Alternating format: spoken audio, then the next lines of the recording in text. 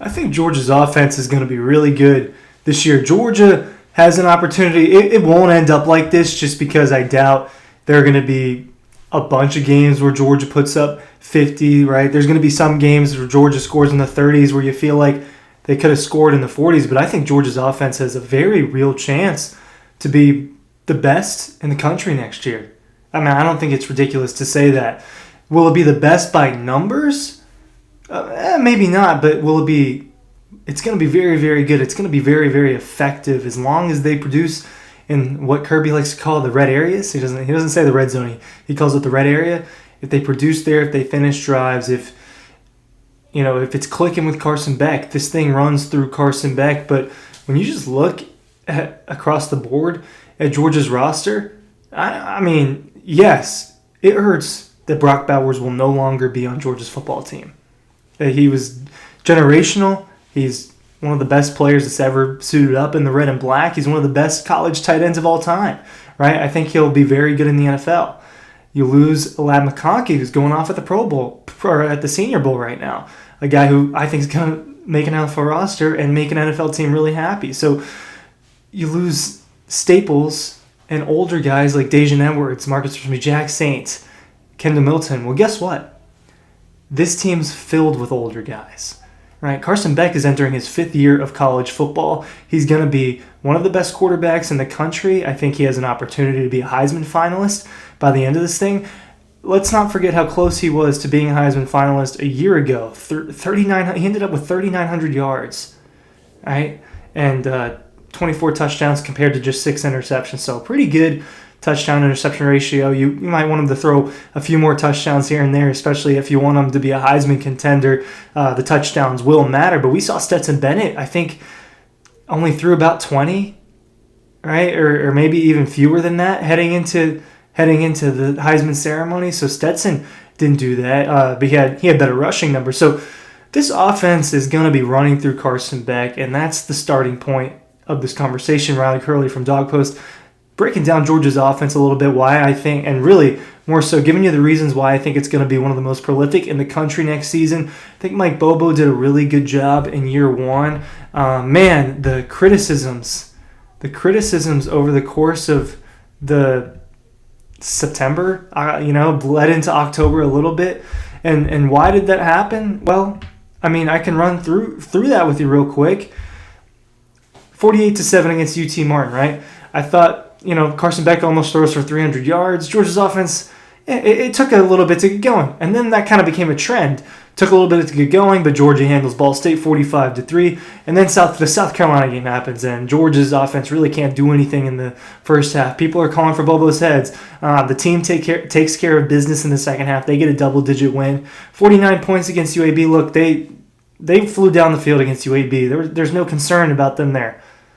And then Auburn, it struggled at times. Got it done when it needed to get done. This was the portion of the season, those first 5 games, where people were concerned about Mike Bobo, right? And then they go on a tear. Destroy Kentucky, handle Vanderbilt, handle Florida. The Missouri game was the worst as far as like an offensive output, I guess you would say, during this stretch. But you're beating a team that was a top 10 team. 52-17 against Ole Miss. Blowout Tennessee, right? So Georgia's offense really got going, and it wasn't all healthy all at the same time. That was the thing. And then when it was, you saw against Tennessee, really, right? That was kind of the closest, and Ole Miss, that was kind of the closest they were to full strength. And that's when you saw it really, really click. Against Alabama, it doesn't really click. Well, this year, you've got a load of weapons. Trevor Etienne is a productive SEC running back that's going to come in and he's going to immediately be the RB1 for Georgia. And I think that takes pressure, right? When you can have a solid running game. You saw how much easier Carson Beck's job when Kendall Milton got healthy and he started turning into the star running back that we've always thought he could be, but we just never got to see because of his injury. Complement him with a guy like Dejan Edwards, and it's really good. Well, Trevor Etienne, they're going to have to figure out what the combo is. Right? Do one of the freshmen get involved? Does Nate Frazier get some serious touches? Does Roderick Robinson take a step forward? Does Brance Robinson come back from injury and look like he does before that? If any of those things happen, then I think Georgia's run game would be fine. the weapons will be fine. The wide receivers, Dylan Bell has an opportunity to step up. I think that you can make him your number one weapon outside, right? He's a guy that you can give the ball to in a variety of ways. I think you have to feed him, at least a little bit. You got to feed him a little bit. But Dominic Levitt, Ra Thomas, these are guys that have been in the league now, been in the SEC with multiple teams, and I think that they could be really good for Georgia, and they'll now have another year of chemistry with Carson Beck, and that's very, very important. You add in the transfer portal guys and some of the younger guys for Georgia that are going to be mixed in. I think they've got plenty of weapons to throw to, especially that tight end room just keeps churning out really, really good tight ends. It should do the same thing with Oscar Delpin, Lawson Lucky, and Pierce Sperlin. Maybe we'll see a little bit of Jaden Riddell as well. On top of all of this, right, I'm just giving off reasons why I think Georgia's offense is going to be really good. I'm going to deviate a little to two other things. A conversation that doesn't happen as much is the Georgia's offensive line. It's going to be the best in the country, is my prediction.